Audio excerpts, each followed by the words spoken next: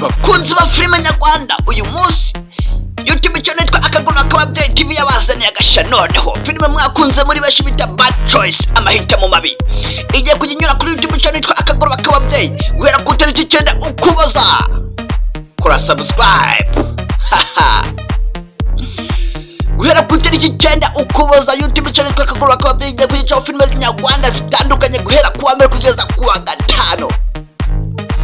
Muri weekend ubwo birumvikana ko gatatu no ku cyumweru zacu filime zisobanuye n'umusobanuzi zitaro k'ikimomo cyangwa se ngombwa guhera saa 8 za mugoroba. Akaguru K'Ababyeyi TV, kora subscribe.